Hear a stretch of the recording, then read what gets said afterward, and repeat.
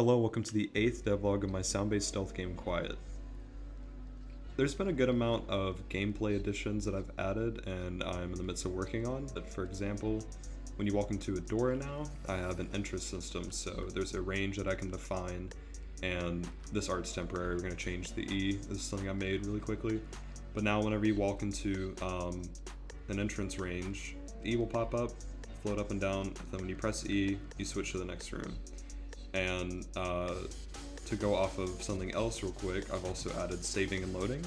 So now whenever you press escape, it will save the game, and that file is actually encrypted, so that way you can't just go in there and change the stuff easily. I mean, obviously if someone cracks the encryption, figures out the password, and then re-encrypts it, you know, they could do that, but if they want to go through that much work just to skip a level, then, you know, good for them.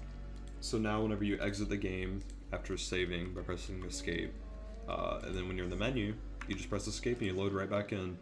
I have it saved so that the save system works where it just puts you at the start of the level, because since this is a level-based game, I don't think it's important that you can... I don't think it'd be fair, honestly, if you could just save halfway through a level. Hotline Miami is a good example of where every time you reload the game, you start at the beginning of the level, and I think that's honestly a nice system. And then this E right here floating, this is just a test entrance to this random room that I'm testing a red shader. If whenever you take damage, maybe it's going to turn the game red and start flashing between grayscale and red. I'm not really entirely sure yet, but it's just an idea.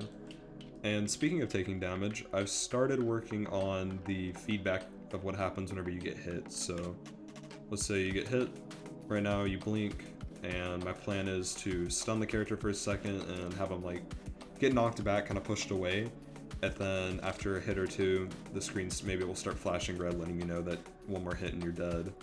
But next thing I need to work on is having the artist finish that shockwave that whenever the grub hits the ground, and then having that deal damage and maybe be a little more visually pleasing versus just touching the grub, so that you actually get knocked back farther, or maybe the character has a certain animation or whatever else. The last big thing that we've been working on is redoing the A-star pathfinding for the enemies. There's a lot of issues, namely probably because I kind of just looked at source code and then guessed how to do it. I didn't really, or not source code, pseudocode, and I really didn't know too much what I was doing, but now that I have a better understanding of A-star, I'm gonna redo it. My friend who's been helping me with a couple of things with the music systems helping me redo it. I mean, it works as it is, but there are a couple bugs. While not game breaking, they're just a little weird and make it kind of breaks the immersion of the game, where sometimes the enemy will just go through something slightly, or it can't get around something if you're completely horizontal on the other side of the object, stuff like that, but should be able to fix it no problem in the future. And that's mainly it for what I've been working on. It's been a lot of just planning and a lot of redoing things. Like, for example, I redid the rain dead zones on this first level because I had so many that I think it was kind of lagging the game a little bit, because it was checking tons of collisions to decide whether it was going to make a splash animation or not. But I pretty much just made the dead zones a little bit simpler and not so many trying to be perfect. I mean, if I have like a square right here, that's not a big deal. You won't notice if there's no splashes right here. And then same for this, there's like a square that goes along here. But I don't know, there's really, at this point, I'm basically just working on trying to get the main core gameplay into place, where I'm trying to finish the attacks for the enemies, trying to work on finishing the saving loading system, because right now it's kind of a quick save, quick load. There's no UI or anything, and if you load the game without having a save file made, then the game will crash, which is an easy fix. But on top of that, trying to get a nice feel for whenever you take damage is honestly a lot of work and hard to get right.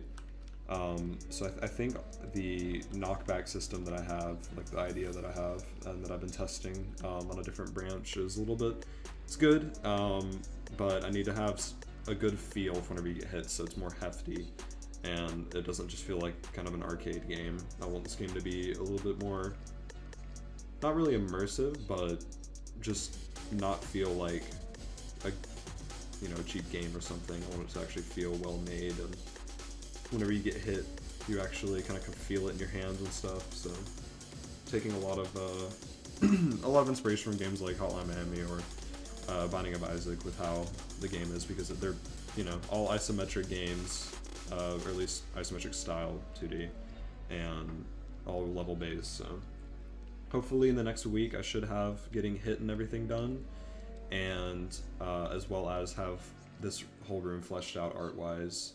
But it's just been a lot of work with school. I've got a few tests coming up, so slow work on it. But should have the 9th devlog out within a week or two, and hopefully have all that stuff done. I just want to thank everybody for watching, and those who continue to watch and subscribe. And if you want to check out our Patreon or Instagram, they're right here. And have a good day.